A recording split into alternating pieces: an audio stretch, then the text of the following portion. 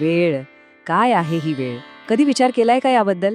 म्हणजे आपण सगळेच घड्याळाच्या काट्यांवर चालतो नाही का? पण या वेळेचं खरं स्वरूप काय आहे? चला आज आपण ह्याच आकर्षक संकल्पनेचा थोडा शोध घेऊया. आणि हो, सगळ्यात महत्त्वाचं, वर्तमानातला आनंद नेमका कसा मिळवायचा हे समजून घेऊया. तर मग सुरुवातच एका मोठ्या आणि खरं सांगायचं तर थोड्या रंजक विचाराने करूया. आपल्याला काय वाटतं की वेळ अगदी सरळ रेषेत चालते नाही का? पण खरंच तसं आहे का, की याच्या मागे काहीतरी वेगळंच गुपित दडलेलं आहे? हे बघा, वेळ आणि काळ हे सुद्धा सापेक्ष आहेत. म्हणजे काय? तर वेळ एका नदीसारखी आहे असं समजा, जी प्रत्येकासाठी वेगवेगळ्या गतीने वाहते. हो, ती आपल्या सगळ्यांसाठी सारखी नसते. थोडं आश्चर्य वाटलं ना ऐकून? चला हे कोडं आणखी सोपं करून समजून घेऊ.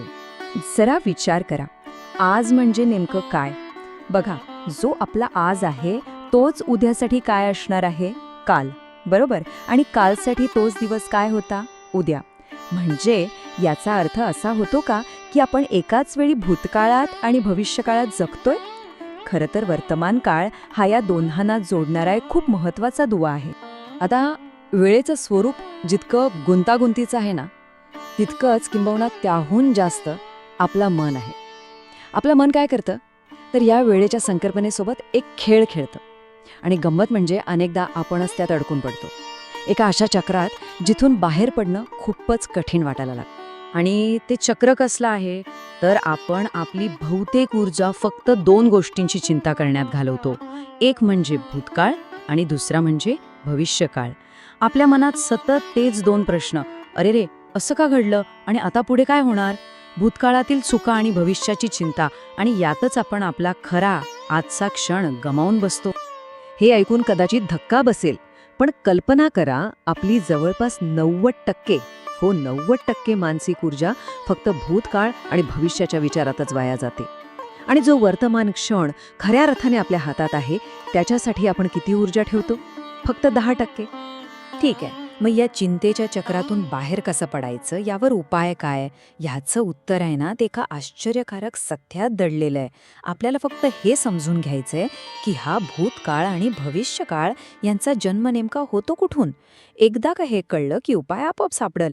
तर मग प्रश्न हा आहे, हा भूतकाळ आणि भविष्यकाळ नक्की येतात तरी कुठून? कुठून येतात हे विचार? या विचारांचं मूळ कुठे आहे, जे आपल्या मनावर इतके हावी होतात? तो भूतकाळ ज्याच्या आठवणी आपण जगतो, आणि तो भविष्यकाळ ज्याची स्वप्न आपण पाहतो. ह्या दोन्ही गोष्टी लक्षात घ्या, फक्त आणि फक्त वर्तमान काळातून जन्माला येतात.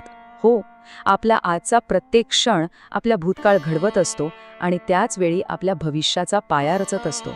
याचाच अर्थ खरी ताकद, खरी शक्ती फक्त आणि फक्त वर्तमानात आहे. चला, हे तर कळलं की वर्तमानात ताकद आहे. पण मग ह्या वर्तमानावर प्रभुत्व मिळवायचं कसं? तो आनंदी राहण्याचा मार्ग नक्की आहे तरी कोणता? चला आता काही सोप्या पण खूप प्रभावी कृतींबद्दल जाणून घेऊया. तर आनंदाचा मार्ग फक्त 2 सोप्या पायऱ्यांमधून जातो. पहिली पायरी, जे काही बदलण्यासारखं आहे, जे आपल्या हातात आहे, ते बदलण्याचा पूर्ण प्रयत्न करायचा. आणि दुसरी पायरी, जे बदलणं शक्यच नाही, जे आपल्या नियंत्रणात नाही, त्याचा अगदी मनापासून स्वीकार करायचा. बस, प्रयत्न आणि स्वीकार हेच आहे आनंदाचं खरं रहस्य. आणि हा प्रयत्न करत असताना एक गोष्ट कायम लक्षात ठेवायची, आपल्याला मिळालेल्या सर्व क्षमता त्या अगदी प्रामाणिकपणे आणि पूर्णपणे वापरायच्या, पण परिणामांची चिंता न करता. आपलं काम फक्त प्रामाणिक प्रयत्न करणं आहे, फळाची अपेक्षा किंवा चिंता करणं नाही. म्हणजेच 2 मुख्य नियम आहेत.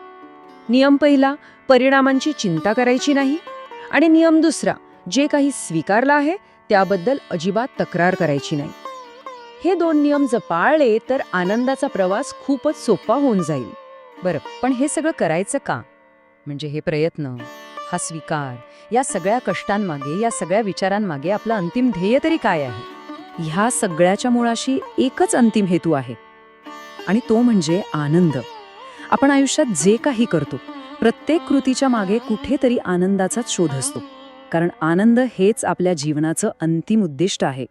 आणि म्हणूनच हा जो सराव आहे, म्हणजे वर्तमानात जगणं, प्रयत्न करणं आणि स्वीकार करणं, हेच ते अंतिम ध्येय, तो आनंद गाठण्याचा सर्वोत्तम मार्ग आहे. एकदा का आपण भूतकाळाचं ओझं आणि भविष्याची चिंता सोडून दिली की आनंद स्वतः आपला शोध घेत येईल. तर मग जाता जाता एक शेवटचा प्रश्न स्वतःला विचारूया. आपण आपल्या भूतकाळाच्या ओझ्यातून आणि भविष्याच्या चिंतेतून बाहेर पडून या क्षणाला, या वर्तमान काळाला पूर्णपणे स्वीकारायला तयार आहोत का? यावर विचार नक्की करा.